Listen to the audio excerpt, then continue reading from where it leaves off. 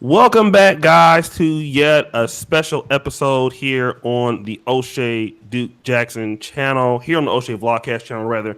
I'm glad to do this show. It's about a year behind. It should happen May 2017, but unfortunately, because of my ignorance and neglection of the matter, it has been postponed till now. But before we get started, I just want to welcome you guys to the stream. Come in and like the video. If you're watching on the restream, like this also. I have a very special guest today with a very special story, and it should be very impactful for those of you who are watching. For those of you who may not know who this gentleman is, this is Senator of Truth.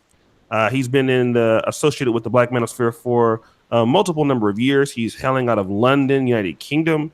He's one of the few brothers that are that's the most second represented group outside of the United States is our brothers from Britain. And he wants to tell his story about how he overcame being raised by a single mother and some of the things he saw, and also dealing with Aspers Syndrome, which he's diagnosed with, and where he is today. He's a very, very bright young man. He's a very, very, very caring person. So we're glad to have him on the channel today. That's none other than Senator of Truth. What's going on, Senator? Hey, what's good, O'Shea? What's good? I appreciate the opportunity that you've given me to come on your platform and obviously spread the message and spread the love. And I really do look forward to this. All right, and again, man, I definitely apologize for the delay, man. Let me do this because being in the UK as a black man, I think your roots are from the Caribbean originally, right? My parents, my dad is from Grenada and my mom is from Trinidad and Tobago. So, and I was born here, and I have almost a century. Okay. Yeah. It's almost, even though African Americans and Black British men are in different places in the Western world, it seems like we face some similar things that bring us together as a group. That's why I think a lot of Black British and Black American men have really no hard times being friends or understanding one another.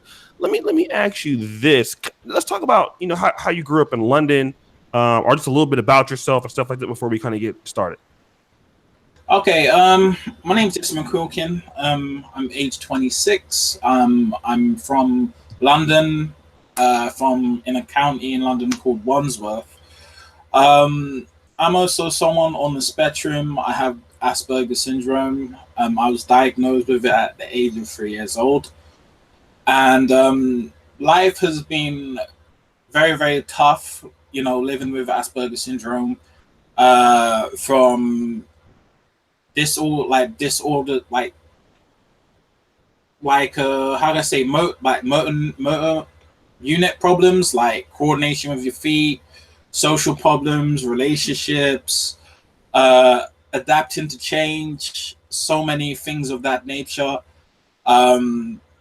Living with people who get older and various things like that. So that's some of the stuff. I'm a personal trainer. I'm also a qualified personal trainer. I actually had to retire. I'll be back soon, 6 months, because I had a really bad injury and it caused me to gain a bunch of weight, basically. So I have to drop that shit off. And and also I'm a qualified football coach in the FA as well. And I have my own platform where I help people with Aspers Syndrome, called the Aspie Network, and also have my own Facebook group where I'm pretty much someone, because I pretty much have a lot of answers regarding how to deal with people with Aspers Syndrome, dealing with living in a single parent home and the steps you could take so that, men or even sometimes women could get back their masculinity and also their femininity. Okay, let me talk to you about growing up with a single parent home. Now, most brothers, some people really never even knew their father or had any relationship with him. But how did your situation come about as far as your dad? My situation is my mom is a very good mom. I couldn't ask for more.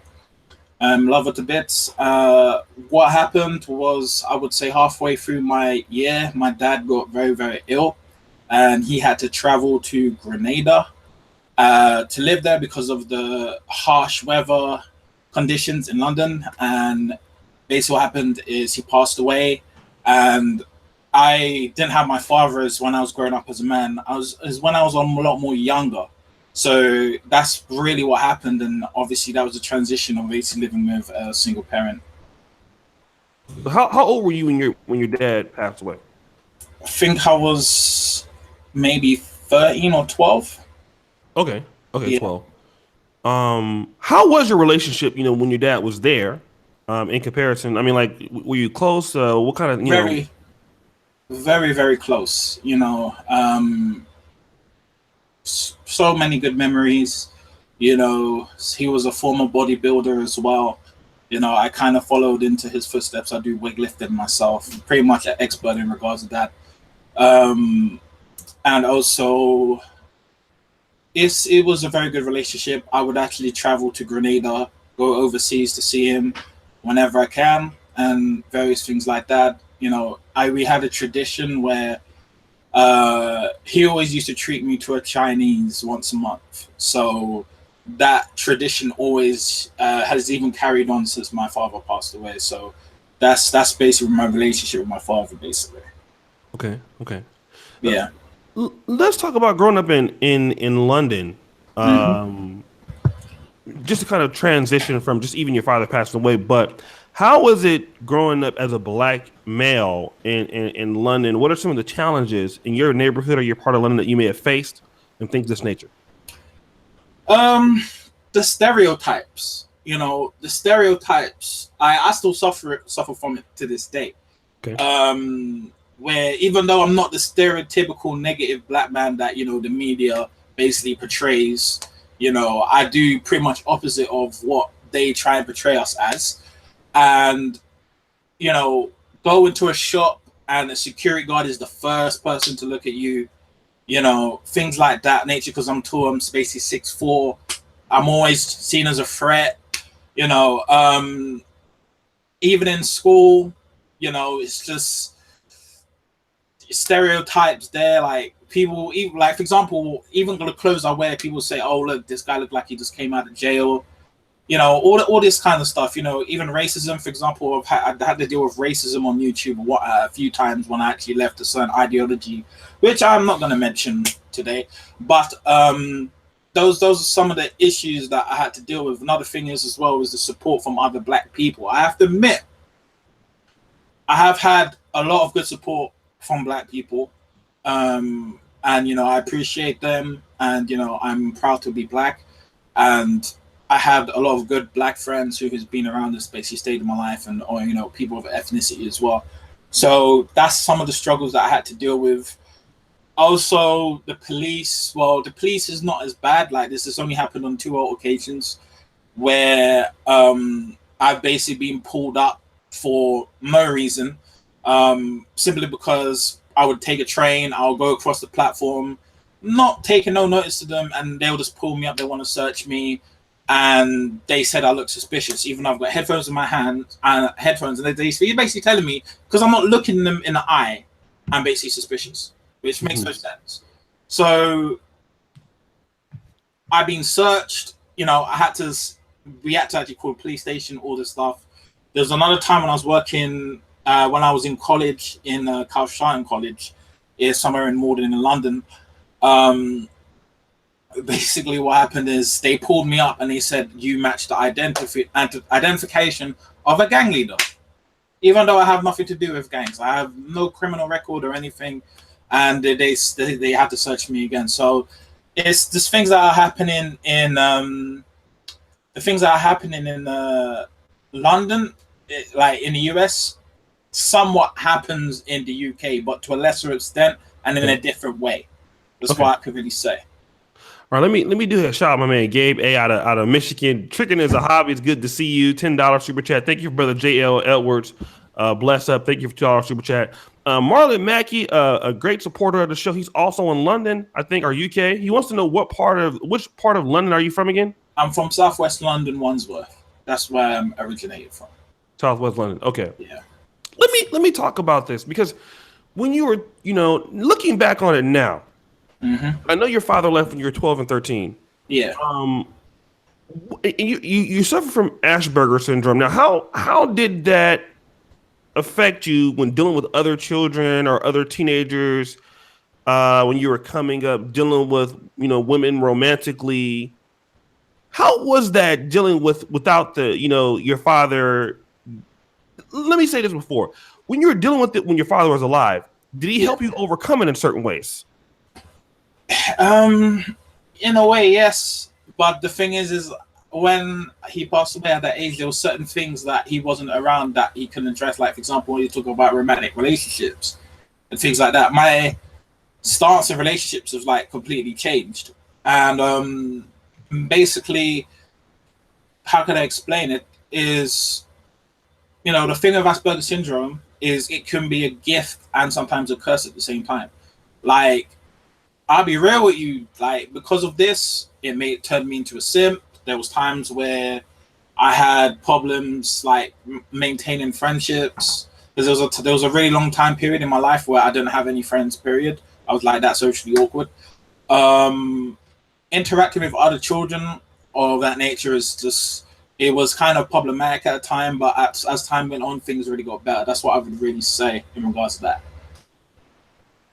Let's talk about the simping part Yeah. because I think that's really one of the strongest things because I think you're as a young man when you living with your mom, she's trying to teach you to respect women, treat women nice. Women.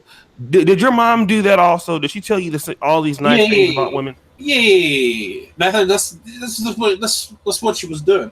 It's like I can't really blame him because, like, let's be real. Like, how can she know because she's not dating women? You know what I'm saying? So it's kind of like you get what I'm saying. But the thing is yeah, it's like you just said, like respect all that stuff. Like you know, literally training me to be a simp. That's really what's going on, man. That was really what was going on, but she don't know that. You know what I'm saying? But it is what it is. Let's talk about some of the relationships you had with women. I Mm. mean, based off of like, what did you learn? Like, take me through some specific examples that without having a dad. And to be fair, there are some dads who raise their sons to be simps too, but you're less likely probably that to happen. Mm. Let's talk about some issues that you had with women in particular, where you found yourself simping because you didn't have your dad. Let's talk about that. Okay, I could talk about a few. There was one time particularly where I actually dated. There was like this girl I really liked. When I was younger, everyone like because there was this block I used to go to.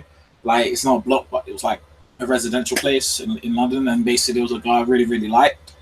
And basically, what happened was obviously I get put in the friend zone, yada yada yada. Like I wasn't happy, I was looking at the situation. I see next dude, next dude, next dude, all these dudes treating her like shit, blah blah blah. And I'm like, come on, like what's up? So after that, fast forward a couple of times later, for example, I'll buy like flowers or things like that. All this type of stuff that, I was basically trained to do. Mm-hmm. And what happened was there was a time where that same chick I actually liked, I basically we kind of went our separate ways, but we kind of faded away, right? Mm-hmm. And somehow we met paths, and she ended up becoming like a single mother, right? Oh shit! So basically, I'll tell you what the situation was, right? It was Oh, it's about to get good.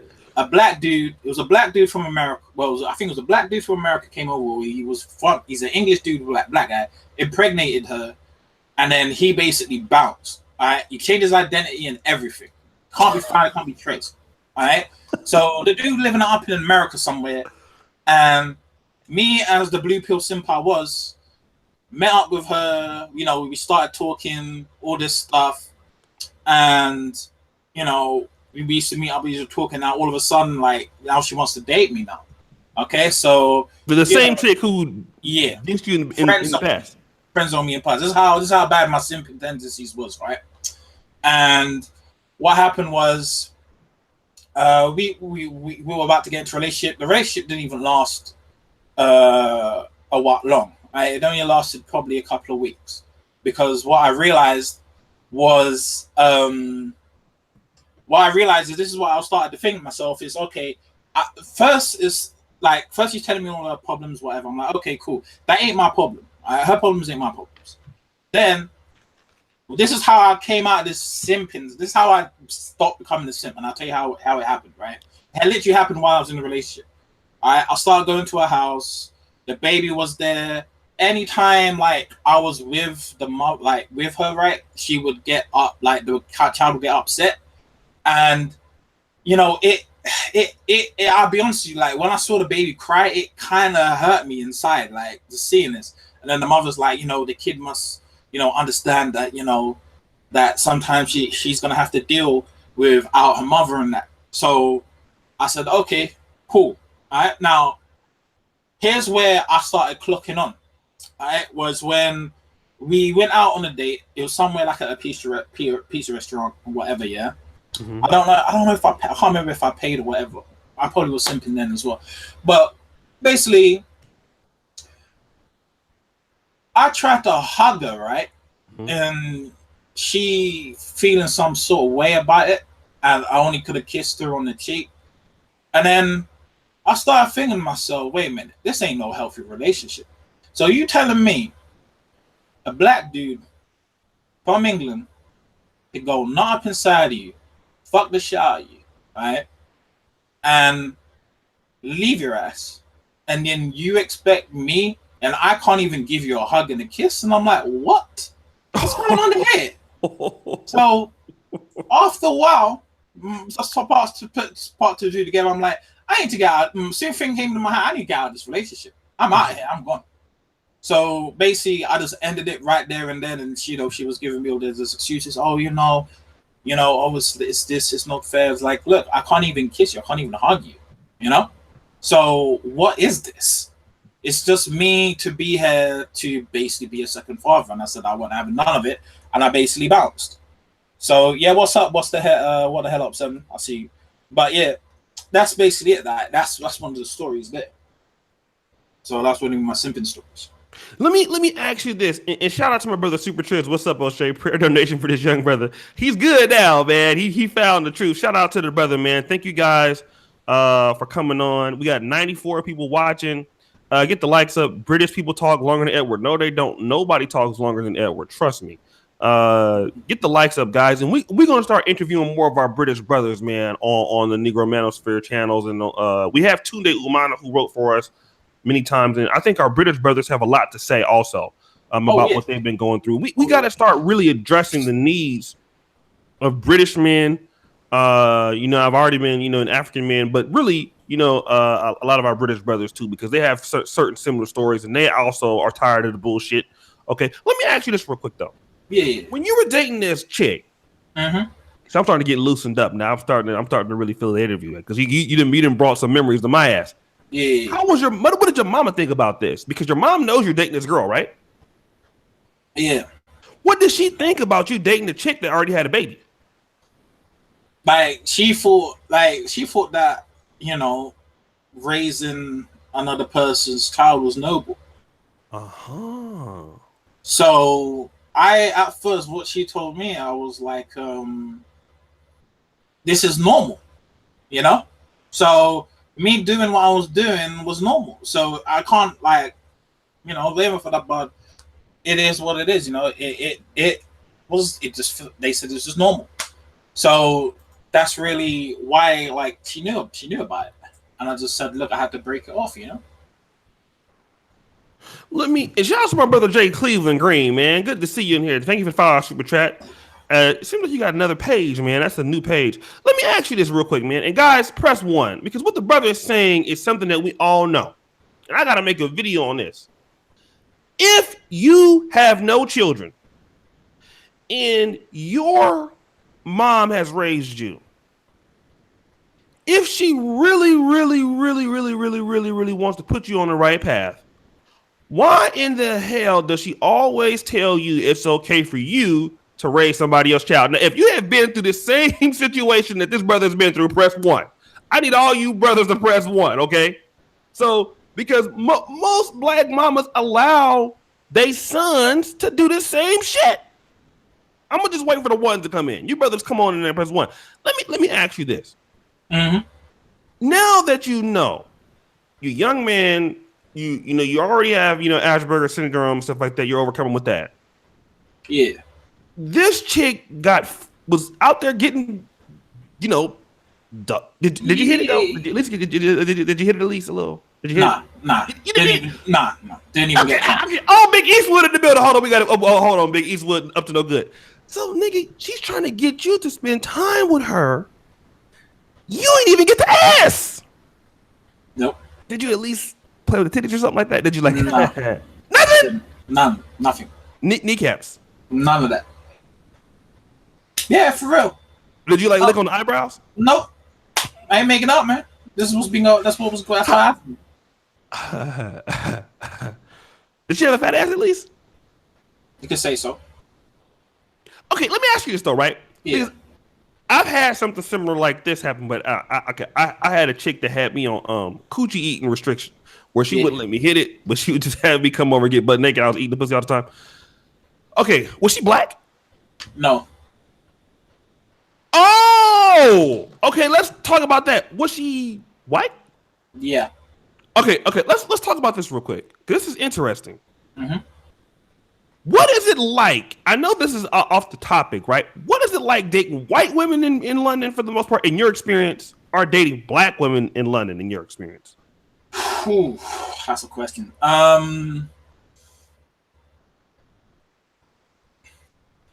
Give me a second. I would say, the thing is what I've noticed here, because obviously I'm a light skinned dude, isn't it? So right. What I clocked about London is, I don't know if it's the same thing with America. Like, if you're light skinned and you're looking good, right, or even just relatively good, right, black chicks be hollering at you. Like I've noticed this where there's times where I'll go to a black chick's house and she will cook for me and all this good stuff.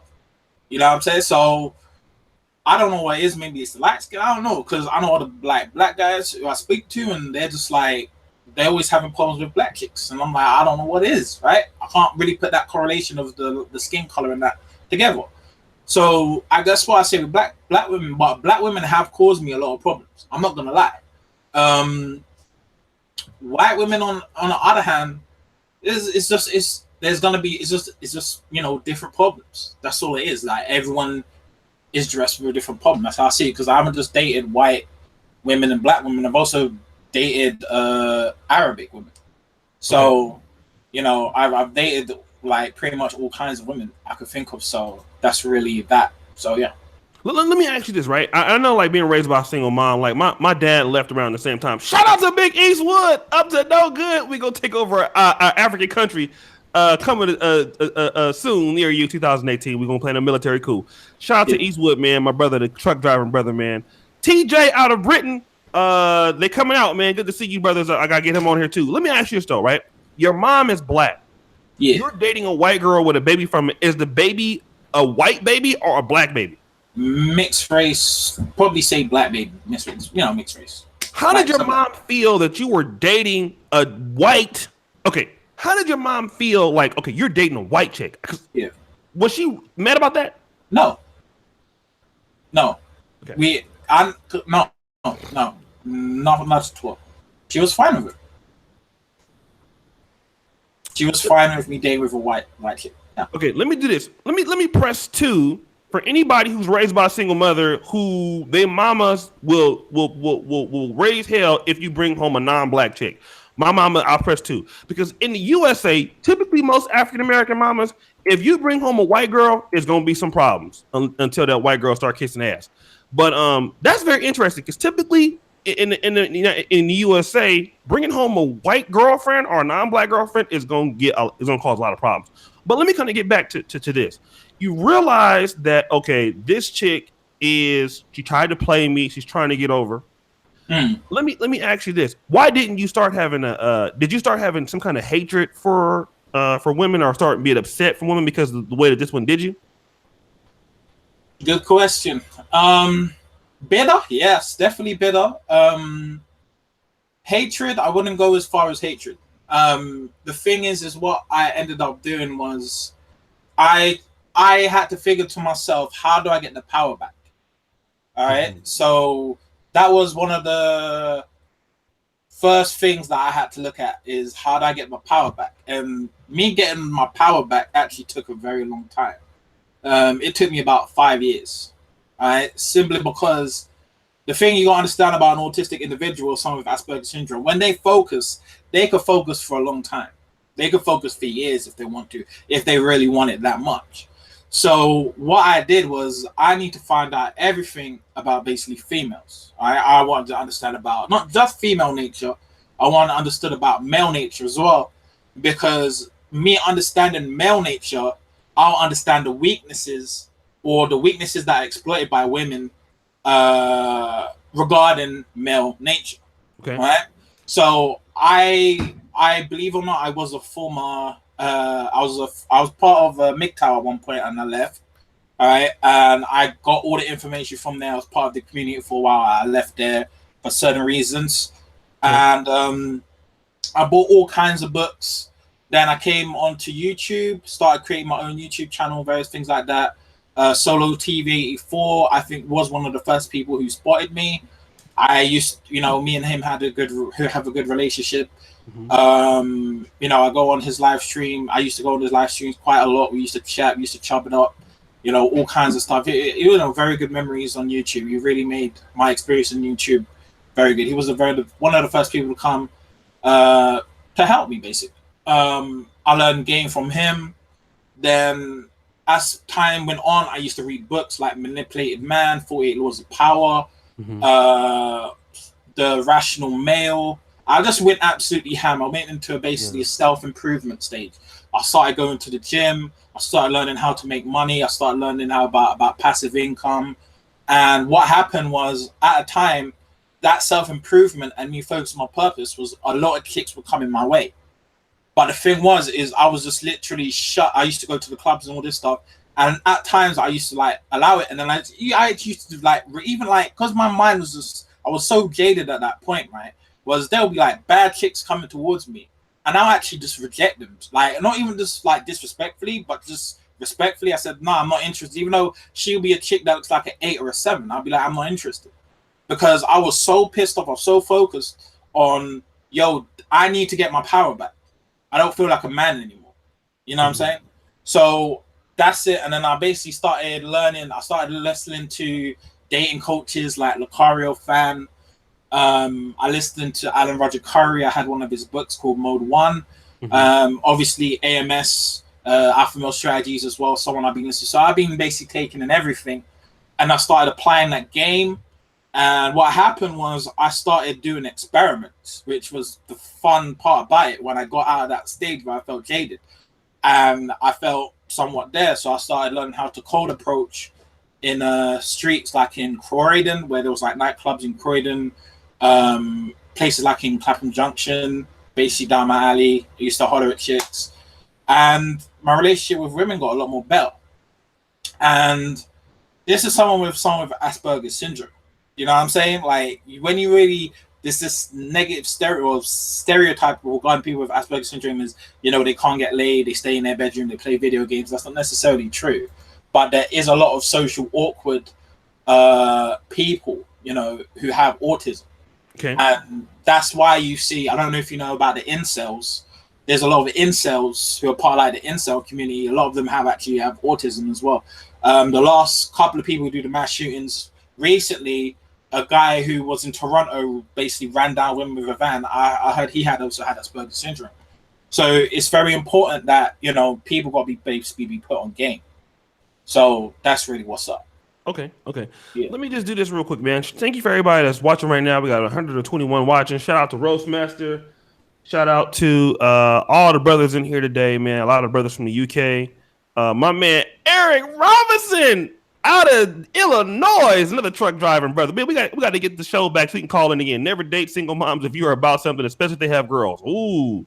And he got an interesting story about a motorcycle bike. I got to give him one-on-one interview, man, so we can talk about that. So thank you, brothers. Let's go ahead and like the video. Let's talk about this real quick. Because, again, when you're saying, I want to get my power back. Yeah. That's a very interesting statement. Yeah. Shout out to BP Thomas Trucking.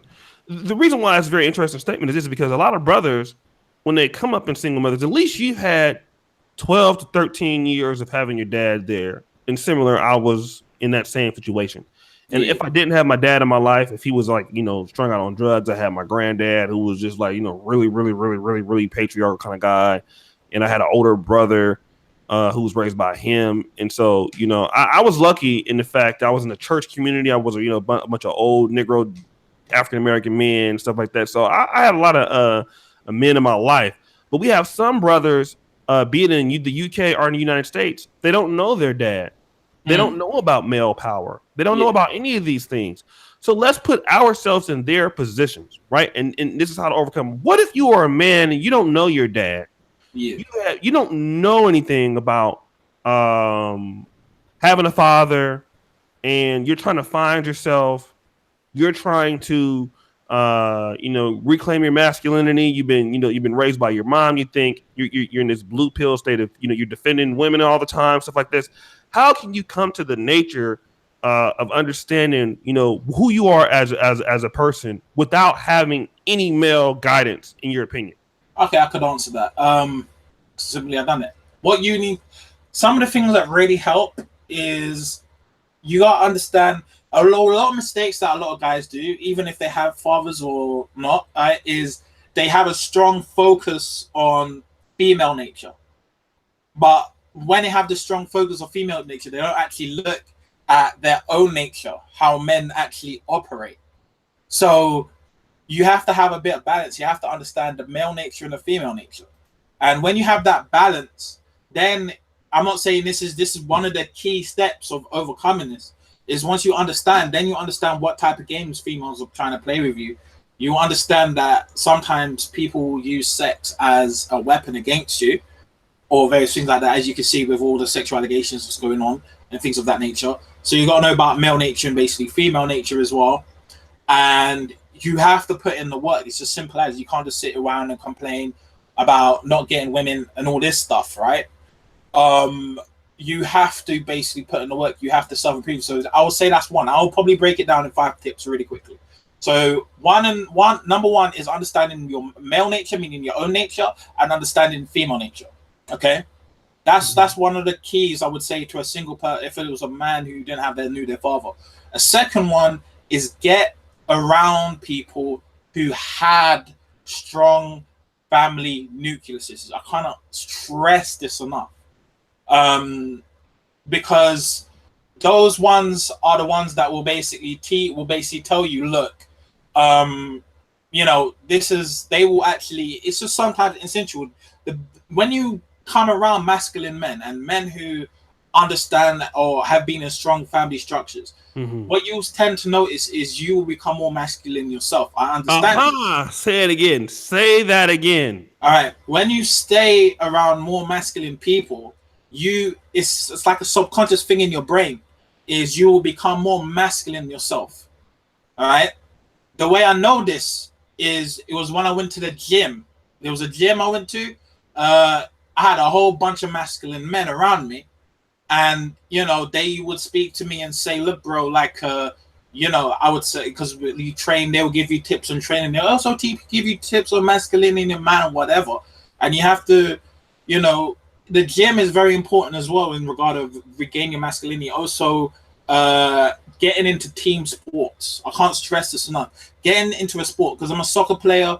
I've won many trophies with football teams and things like that. Now I have my own football team and I'm training with them as well. And for the American folks, it's soccer, I know. So I just want to get that out there as well. So what happened is I understood about camaraderie. Basically camaraderie in terms of understanding what it is to be men and how men stick together. So that's one of the second key. That's the second tip I would say, is get into team sports and understand, what it's like to work with other men. Because when you understand how to work with men in team sports, then you understand how to work with men in business. It could be a job or whatever. And that's another thing of regaining your masculinity. All right. Third is your purpose. Something very, very important is understanding your purpose in life. All right. One of the most masculine things, or what makes it the essence of a man, is to know your masculinity, knowing your purpose. So example, a lot of people don't know their purpose for a very long time, right? Maybe in their 40s. For me, I was lucky. I knew my purpose in my early 20s. So my purpose is to help people with autism, guide them on the right path, point them to the solutions, point them to the services, things of that nature. So that was my service, and also to improve people, like self-improve people as well, because I used to train a lot of people in the gym, so things of that nature. So as to three, the fourth one is, I would say this is very important, is knowing about being sexually disciplined. All right. Mm-hmm.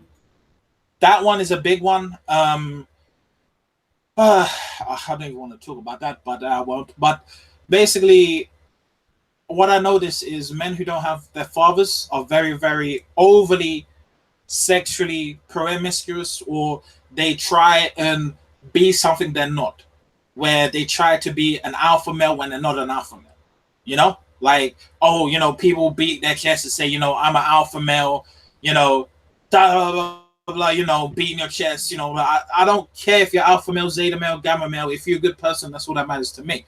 All right. So why you need to understand sexual discipline is what happens is, how you have a saying where it says people think with their big head and their little head, is you have to get a vow of celibacy and actually understand yourself sexually. Because what happens is, what men do is like, they see a nice chick, all right, the boner pops, now they want to smash. But they not only know in their subconscious mind why they want to smash, because we've been programmed to procreate with the female, gender.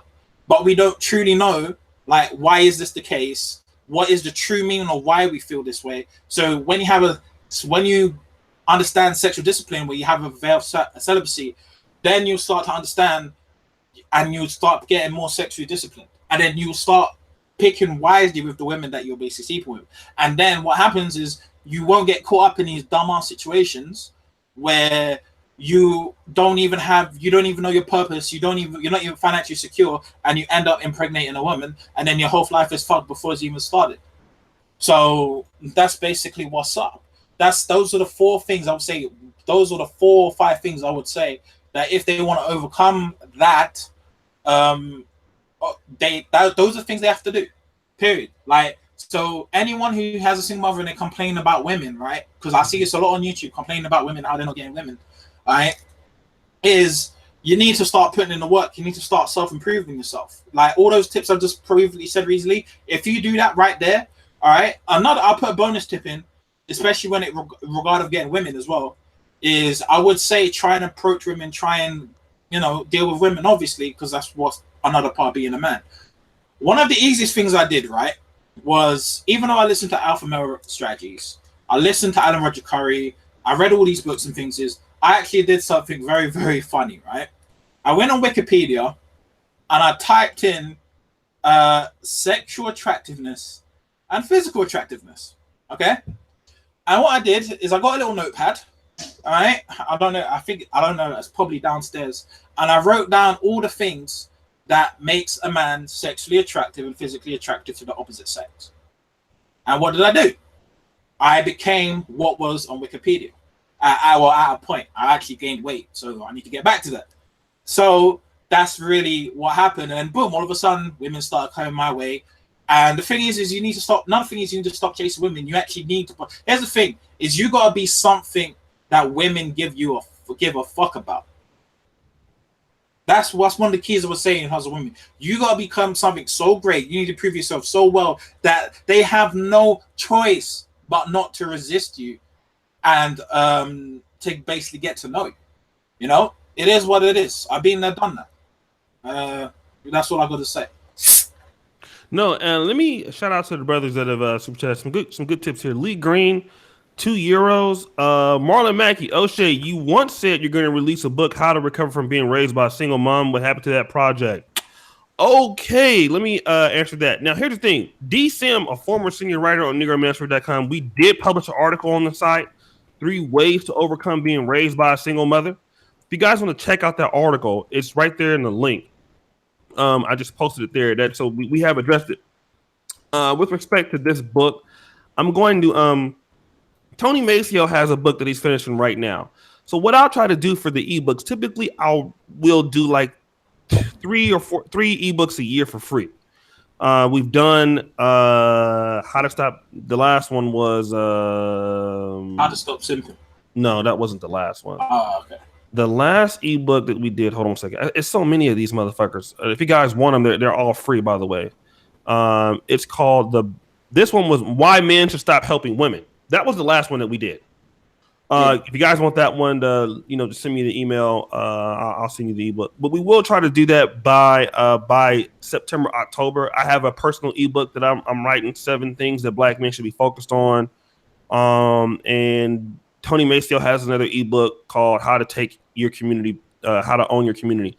So we will be putting those ebooks out before the end of the calendar year. And again, those will be free. So you don't have to worry about the price on that. You guys support us so much. We give back to the community. So let me talk to you about this, because you said something like dealing with women makes you a man. Now, I kind of, okay.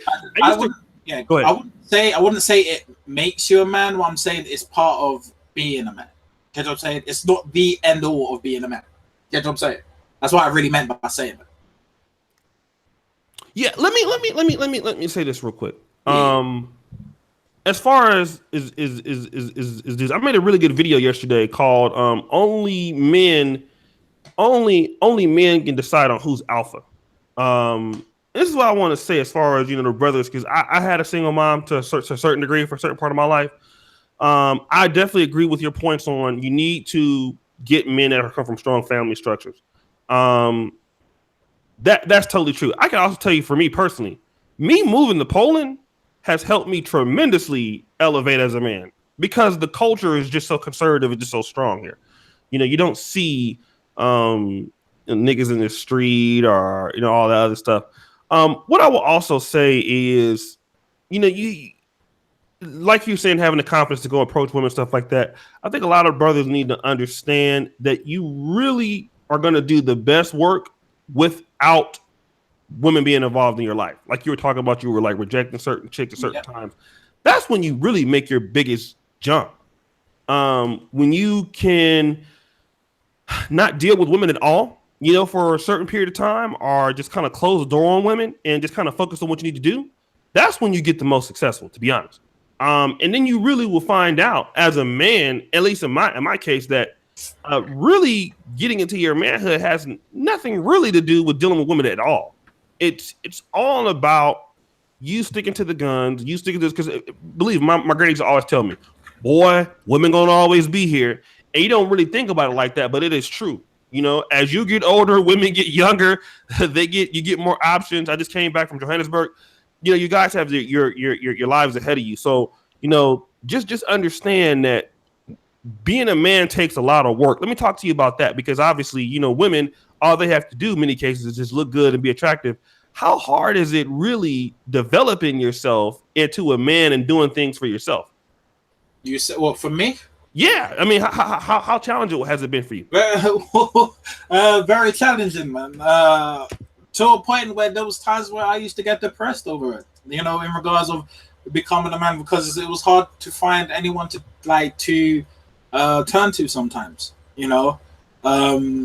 There wasn't really anyone in the family I could really turn to in regards of like masculinity. So developing as a man is very, very tough, especially the point that I have obviously a learning difficulty, and obviously, I don't have my father around or things like that. So I would say it's very, very tough.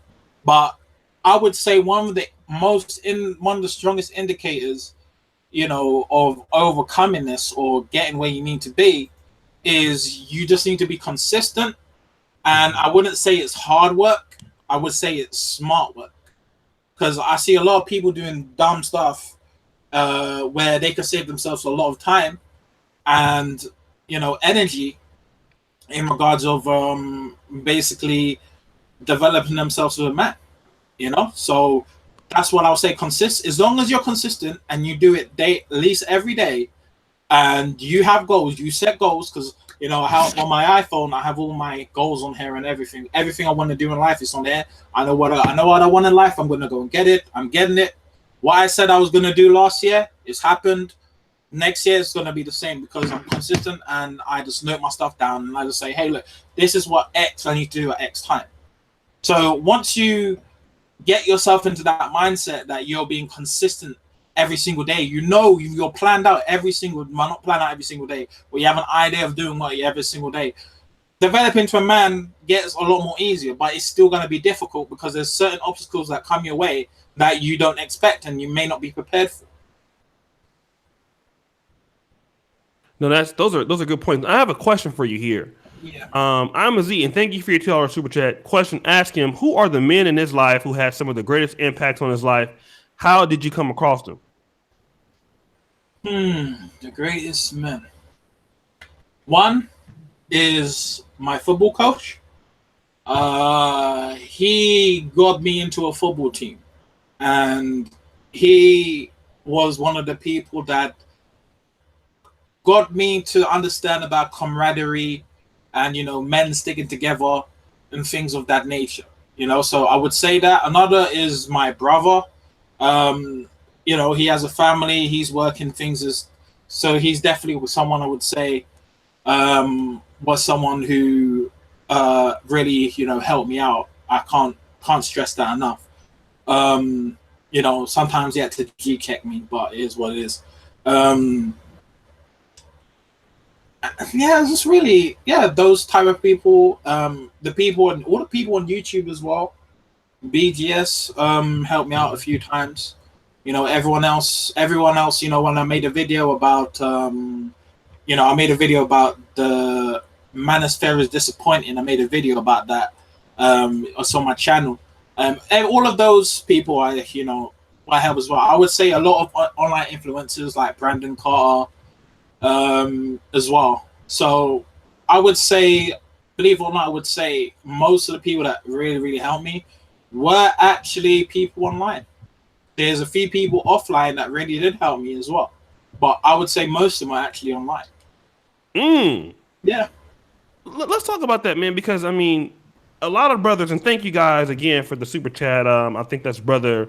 Let me go back and check it here. I'm trying to multitask. Brother Imazi, thank you again for the $2 super chat. And brother Lee Green out of I think that brother's out of Germany somewhere. He's in the EU. €3. Thank you so much, brother.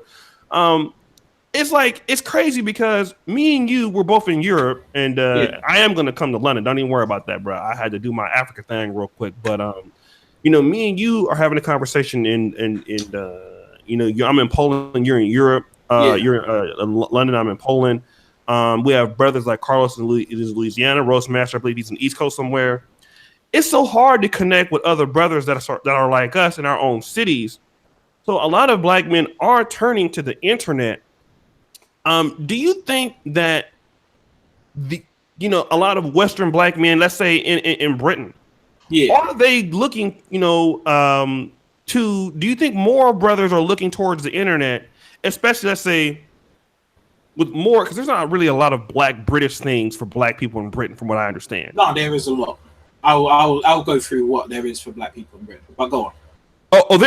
So are there like a lot of black like blogs and stuff like that, like podcasts for Britain? I wouldn't say black blog. Well, actually, yeah, there is. Okay. And it's not just, I wouldn't say it's the online thing. There's a lot of things for black people in London to help black people. I know that for sure. Okay. But it's still it's there. We are still dealing with a lot of issues. Okay. But it's not so like as far as like the dating coaches like Lucario or like for we ain't got that. We ain't got that. Okay. So it will still bring you to more of the American black male audience type of stuff like that. Okay. How is it connecting with, turning to the internet and connecting with people overseas and stuff like that? Do you think that this is going to be the new way for black men around the world to kind of find their problems because they may not be able to do it in person? What do you think about that? I think it is simply because the way I know this is if it wasn't for the Black Manosphere, I have to give credit to everyone I mentioned, in that video. Yeah. Credit because those were some of the people that actually got me to where I am. They just don't know it. That's why I had to make a video and say, hey, to everyone, look, You know, I appreciate all of you because of the work you've done for the Black Manosphere. People like us, the thing you got to understand is the Black Manosphere is not just for Black people in the US of A, it's for Black people for all over the world. And Right. even though I may be living in somewhere like London, say there could be someone living in Ghana, there could be someone living in Uganda, there could be people living in other places where they don't have the type of connections or the resources we have in westernized countries, and they're actually helping themselves.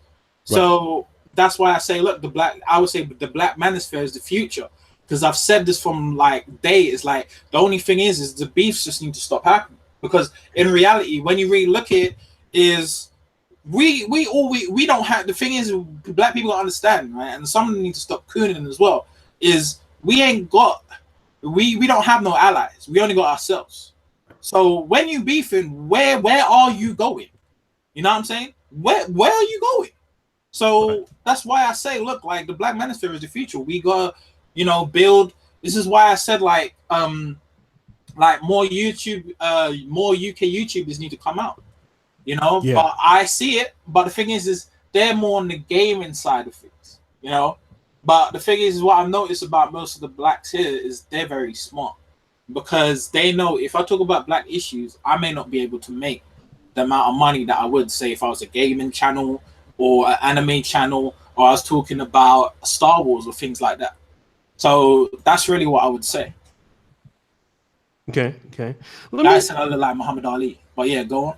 no. Let me also talk to you about and shout out to Carlos Jean for the $4.44 super chat. Thank you so much. Let me ask you, as far as you said there's some things that you wanted to see in the manosphere, as far as there's a lot of things about business and stuff like that. Kind of give me your interpretation of what you think black men need help with, more so in Britain Yeah, and maybe in the United States. What do you think more black men need to be talking about in today's date and age? I'll tell you what they don't need to talk about, and I'll tell you what they do need to talk about. All right. Okay. What they need to stop. I'm not saying stop talking about it completely. Is they need to black men need to get off this mindset of like too much pussies on the brain. Because it's like it's really hard for me to get valuable content from certain guys, because it's always overshadowed by people talking about women all the time. It's like you beat that horse so many damn times. Another thing as well is also about black women as well. It's like you could either deal with them or not. It's as simple as that. I deal with black chicks. It's just is what it is. Like I just keep it simple. Stop complaining. Adapt or die. That's how I see it. So the reality is what we need to be start talking about is we need to talk about how to defend ourselves. We need to learn about self-defense. How could black people self-defend themselves? They need to know about laws, because the thing is what people don't understand is sometimes because black people don't understand the law and they don't understand shit, people take advantage of that shit. So they need to know about the law. They need to know about business as well. What I've noticed is I only have one friend who I have to salute. Is he's an older guy. He's from a place out of London. He has his own business. His father has his own business for for black builders and stuff. And he put his son on the game, and now he making money. We need to. How we don't have generational wealth. Is black people got to learn how to build businesses for the families so that we could start that process of creating that generational wealth. That's really what needs to be done. But a lot of people are not talking about this on black YouTube. I know there's a few people who do think, but the problem is, here's another problem, O'Shea, is when we do talk about this stuff, self-improvement, money, black people don't want to know. Because the thing is the way I know this is because I look at people's YouTube channels, I look at the numbers, say if it's black woman dysfunction or celebrity business, everyone will know about it. All right. Now, say for example, you talk about something that actually is valuable and something that can actually help black people and improve their lives. All of a sudden, the views and the likes start going down. All right. A prime example of that is Solo TV 84, because me and Solo TV 84 spoke about this, and we said, hey, yo, look. Your numbers keep going down whenever you're talking about anything else, not anything that's to do with self-improvement or business. But the thing is Another thing I've actually looked into is black people need to learn how to like defend themselves, but they also need to learn how to get a global black protection system. That's what I would say, where there's a system that could basically be created to protect black people. That's what I believe. Those are the things I would say needs to be spoken about. If they don't speak about these things, we in for a very rough ride. Let me talk to you about that. And shout out to Replicant Fish. He's got a MGTOW channel out of the UK. I've definitely seen a few of your videos before. It's good to see you here in the chat. He has over 10,000 subscribers.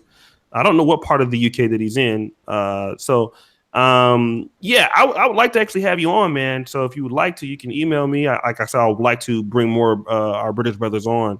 And let me talk to you about this. What you just said is very important. Yeah. You know, when it comes to brothers as black men, you let me go ahead. You niggas, you niggas is something else. If we have a show or video, you know, talking about getting some ass, oh nigga, it's like 500 you niggas in the chat. Y'all going crazy. Super chat's going crazy.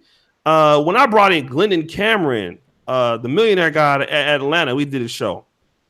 How to, black men in business, how to set up multiple bank accounts, things like this.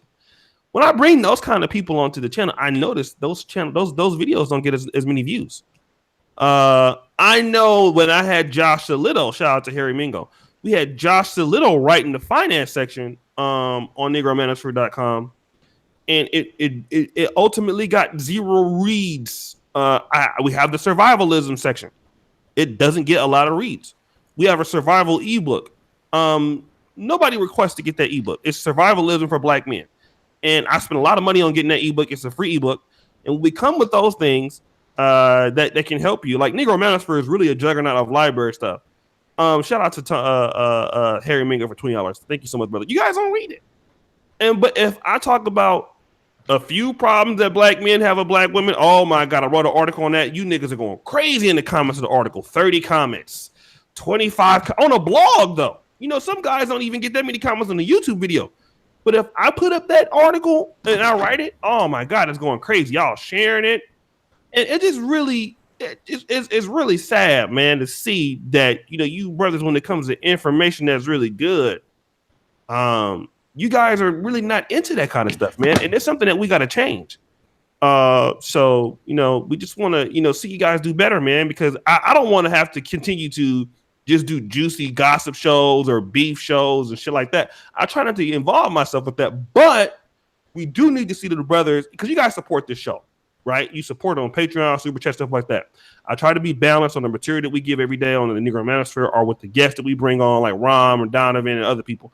Brothers, you guys got to really take in the information that's beneficial. You got to do it because you're paying for it. You know, whether you're not super chatting or not.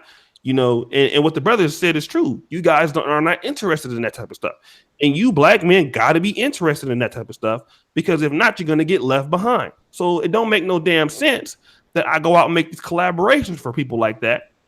And you guys don't take in the information. So brothers, please, you know, when we have those shows like the brothers making the point, you niggas got to do better. It's a shame. Okay. Hold on. Hey, Junk Pop Video Replicant Fish is cool, man. Let me put him back. I don't know. He actually is defending himself. So let me just. I don't know if you saw that, but go ahead. Go ahead. I'm sorry. That's cool. Yeah, go ahead, Senator Drew. Yeah. So that's really that regarding like black people in terms of what they need to speak about, like period. Because, you know, I do look at other YouTubers and there's not many of them speaking about this stuff. And also another thing I need to talk about is land ownership as well. Okay. Land ownership can be quite important. I don't know. I kind of got land in Grenada, but basically a place where I could go if I need to. But yeah, so like literally kind of like my own crib, but. That's really what they need to do, is they need to invest in, you know, in land overseas as well, you know, and they could literally live off that. So that's some of the stuff I would say. But yeah. So regarding that, I also I was on YouTube, as you know, I was on YouTube. I'm no longer really on YouTube like that. Like everyone saw like the video I made, whatever about why the Black Manosphere is disappointing or whatever. But I also do run an autism thing for people of black ethnic or basically Asian ethnic. So that's really what my project is now. And I go all over London doing workshops, presentations, PowerPoint presentations. Soon I'm going to be on YouTube. I'm going to come back to YouTube because I've been working on improving my platform. Now I know how to go viral and all this good stuff. So I can't wait to start this journey. And if anyone's interested, yeah, I'll put in the links. I don't know how that's implemented, but I could give you the links and you could put that in the description box after the live stream, and people could go and check me out there. Okay. Yeah. Let's see. If it's not too late, I would like the survival ebook. Yeah, man. Carlos, just drop your email. If you guys want the survival ebook, man, put it there. Sorry, Trent Burnett. Man, I'm guilty of that O'Shea Vlogcast channel. Listen, man, I know it's easy to do that, but I can't just entertain. We can't just entertain brothers all the time. We have to bring brothers with some good information because men. That's why black men stopped going to church. All of that hooping and hollering and all that entertaining and shit. Y'all got tired of that. Y'all got tired of them Jerry Curl having preachers preaching all day, singing 18,000 songs, choirs, all that clapping. Y'all got tired of that shit, right? Men need just information and the truth about certain shit and logic, and that's what we try to do. So shout out to Brother Carlos. If you guys want any of the ebooks, just drop your emails. I'll put that there. We'll get that out there to you for free today, brothers. Is there anything else, man? Like let us know, the climate out there in London. I mean, like, do you see yourself ever moving to the United States, or do you see yourself staying there? Like, what's going on? I really have. I'm going to the United States, but I would never live there. I definitely wouldn't live there. Seeing the climate and injustices that's basically happening regarding black people there, I don't want to be part of that. Like I'm happy here in Europe, even though Europe has their problems as well. There's a lot of stuff that's going on in Europe with the terrorist attacks and all that stuff. But living here is fine. I just need to get my money up. I just need to do what I gotta do, man. That's really like what's up. But I will be traveling. Like I went to Grenada a couple of years ago, not quite recently. So I'm gonna be. My next place is actually gonna be the United States of America. I have family in America as well, in Canada. So I'll be going down there. I'm going to Dubai as well. That's most likely going to be next year, and also Japan as well. So that's another thing. So that's really that. And also self-investing in myself. It's something I can't stress to black people enough, right? If they need to start investing in themselves, and they need to stop, wasting money on dumb shit. Like, real talks. Like, if I was to tell you, if like black people in general, people in general, what I would recommend people to invest in, if they've got the space, is get yourself a cardio machine and get yourself some heavy weights. I'm telling you, right? It's a lifesaver when shit hits the fan. I'm telling you, like, keeping in shape is probably one of the most important things in life that people overlook. So that's literally your health insurance right there and then. Paid and sealed. Eat a good diet. Your diet don't have to be boring. And you good. That's what I would say, because I invest myself a lot. Invest in books. Invest in, software. For example, I got probably one of the best webcams right now. Microphones, all that stuff. Invest in equipment. Build your own brand. And that's another tip I would say to people who are living with single parent homes as well. Try and build yourself a business, especially when you're living with your parents. You really don't have much to lose. Can't stress that enough. When you move out and you try and build a business, it is a lot more tougher. So that's something I would also recommend as well. So if I was to say that, yeah. And also, O'Shea, you were talking about relationships, right? Like like during these days, like I just don't see relationships to me. Like it maybe is an autistic thing. These days, I see relationships as pointless, outside of procreation and creating a family. I think that too. Let me go back because that's an interesting. It's kind of I think it's a lot of men feel now as far as what you just said about the outside of procreation is pointless. That seems to be true. Let me kind of go back to the last thing you said. When you said like if you're living with your family, start a business, dude. I'm gonna just share something with you guys. My dad had remarried. I graduated college at 26. I stayed at home, man, until I was 34. I imagine that, right? I stayed at home working in Sacramento until I was 34 years old. And then I got on my own. But I launched when I was at home because I was helping pay some bills, but it wasn't as much as it would be by myself. That's when I launched my first blog, PlanetOsheaMag.com, which is, if you think about Planet O'Shea, Negro Manosphere, right? They both have certain similar rings to it. But what you're saying is right, man, because when you're at home, you can take the most risk. I lost 10 grand on that blog when, almost all my savings, 401k gone. But if I didn't have that, there would be no NegroManosphere.com today. So the point is that when you're living with somebody or living with your family, this is the best time to start experimenting because you have a lot less to lose. You can lose if you know that you want to stay home, or you can stay home. That's the best chance to lose $10,000. It's the best chance to lose $5,000. It's the best chance to lose some time. Is when you are home, like when you're out by yourself, there's very little risk you can kind of take, but experience is the greatest teacher.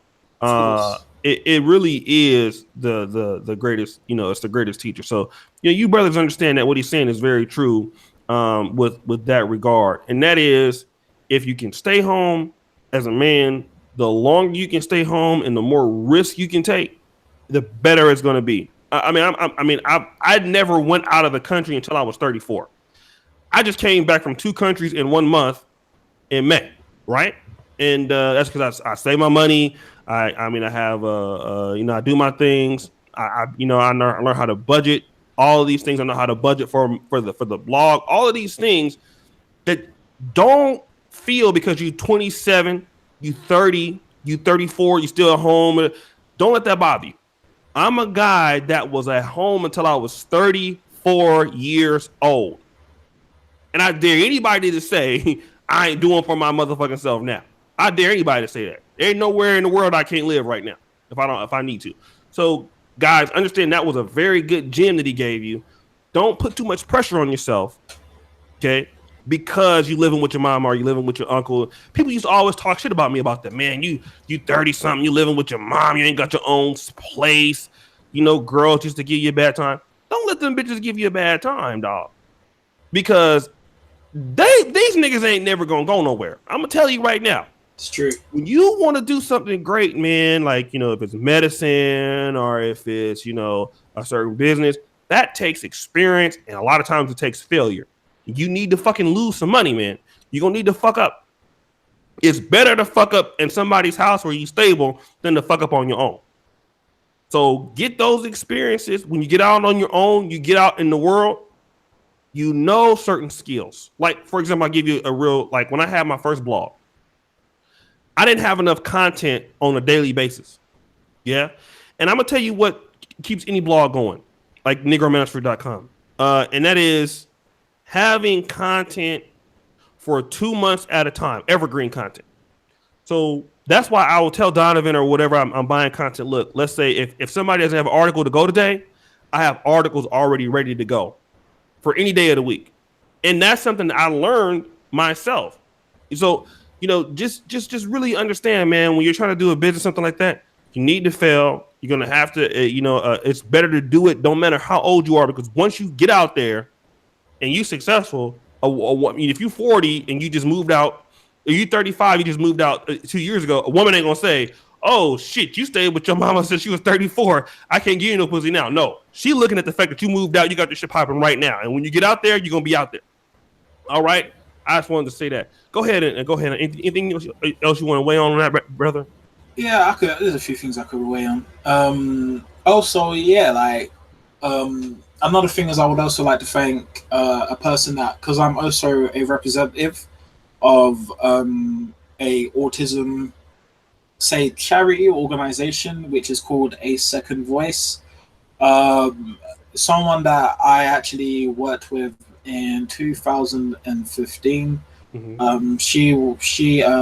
She really helped me in regards of helping like autism, basically give me a platform and working on this, because I'm someone that really wants to help a lot of people, and I already have helped a lot of people over the short 6 months of doing this, really, because I've on the Aspie network and the Aspie connection, which I created, is only 6 months old. So it's the progress that's happened over X amount of time is very good.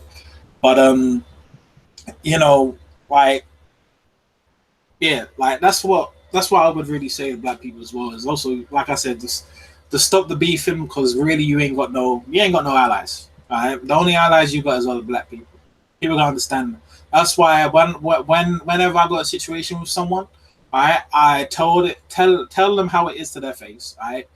Or I just go to live stream and just say whatever. If you want to get to me, whatever. Because I had a concept in when I was part of the YouTube, let's say, black community, right? When I was as the center of truth, I actually had an idea. It was called something called the Black Gauntlet. All right, and basically what the Black Gauntlet Mm-hmm. is it's where you have someone who who is very neutral, who doesn't have beefs with either side or whatever side of the manosphere. All right, for me, I don't pick sides. All right, people who don't like each other, I still subscribe to their content and vice versa.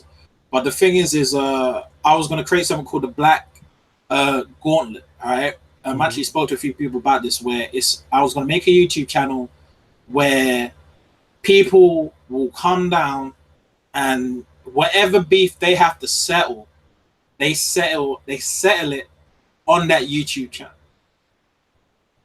and all the beefs get sorted out there. So what happens is, because it's now in a concentrated place, right? The Black Manosphere don't look as bad because it's in one place. It's not in all over on other people's channels. Everyone going back and forth and all that stuff. But that was something that I was thinking of doing, you know, basically in the future. So yeah, and just to say, in the comment section, I got no beef with black women. Period. Like Mm-hmm. I don't deal with like I don't have to deal with what the black people in America are dealing with in here in the UK. So I don't really have no beef towards black women. I actually like it. So it is what it is. Okay, well, that's a good idea because it show a lot of beefs. That'd be a busy channel with all these niggas having beefs, man, in these black YouTube.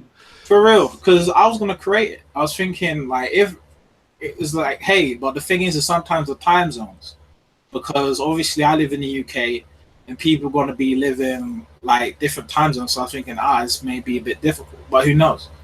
But that's something I wanted to do in the future, but I don't know if I'm going to do it again. It's really for everyone else to decide if they really want to do that. Someone else could do it, Mm-hmm. and that will literally like cut down all the bullshit that's basically happening with the beefs, because I can't stand the beefs, man. But um, that will cut down some of it, and the people who go off and like say shit about them after the so-called Black Gauntlet is being finished, they just get disowned from the Black Manosphere. Simple as that. We don't want to deal with you anymore. Done. And then once you do that, everything that needs to be said will be said in one spot. No one gonna have to deal with shit. No one's gonna have to be looking at people's YouTube channels and seeing someone spreading shade or chatting shit about each other, or YouTube black comment creators saying shit about each other. Right. No, I That's agree. just that's my opinion. Like, if there's I welcome any black YouTuber, right? Because I don't know if I'll be able to do it. I would recommend any black YouTuber who is neutral, who cool with everyone in the Black Manosphere, all right? Because I know certain people don't like each other, right? Also, the dating coaches as well put into this, right? Make a YouTube channel, tell everyone out there, say, hey, if you got a beef, come on the YouTube channel, we'll make a live stream and we will hash this out and we say what you say. Because there was one time, right? I remember there was a particular beef that I actually have to applaud both of you guys. Is between O'Shea and you, O'Shea, and King Riches, right? And I'm cool with King Riches too. We're probably going to collab in the future. I'm actually probably seeing him in person sometime in the future. I remember you had a beef. You came on a live stream. I can't remember who live stream it was. I think it was Solo TV, and you just talked it out, and now there's no problems. That's what needs to be done with all these other beefs. Because the reality is we only got ourselves. We can't afford to beef right now. Like all the other ethnic groups that create their own YouTube channels, they big enough, they could afford to beef because they got many YouTubers. It's hard to replace us. That's just the reality. You know? Right. So, guys, I really thank you guys for coming on, for watching this show today. I gotta take a shit, but man, I apologize, for we were supposed to do the show a long time ago, man. I thank you for coming on at least, because I know we should have did this. So I hope that we rectified it. You're welcome anytime, man. You're a very, very bright guy. You're a smart guy. You're smart dude. You're a young guy. So we want to just wish you the best of whatever you're doing, and we'll put the links in the video. And again, man, you're welcome. Like I said, I want to get more brothers from London, man. More brothers from United Kingdom. To we're all Westernized. I guess in this respect, we're all Western black men. And we're facing some of the similar things. So if you guys are from the West, from London, you guys want to come on. We definitely want to. I want to open up this international thing to brothers on my platform to get more black men to tell their side of the story. So, is there any last things you want to say? I was saying, let's make Black Manosphere UK. Yes, let's make it happen, man. We could do it. Yeah, let's do it, man. Say. And all I gotta say to the others is, look, man, like for the Americans out there who having it tough, like just stick together, stay strong, because the reality is it's just divide and conquer. They know if there's division between the races, it's easier to control. And if we stay together, they know we're powerful and they know we're strong. So that's why I say, all black people, you need to come together. Everyone who has their enemies, anyone who has beefs with whoever, rectify it now. Let's come together. Let's become strong. Let's become a great race, and let's do great things in this world. So that's why I say to people who are listening, and obviously, O'Shea, I appreciate the opportunity that you've given me to come on the platform. I really, really do appreciate it. And I guess that's really all I gotta say. And like I said, black man, go get your money. All right, man. So guys, we have some pretty good shows today. I think I got at least Tailor Made Dreams later on today because it's 4:00. I got to do some things here. So Tailor Made Dreams is in Dominican Republic. We have him today.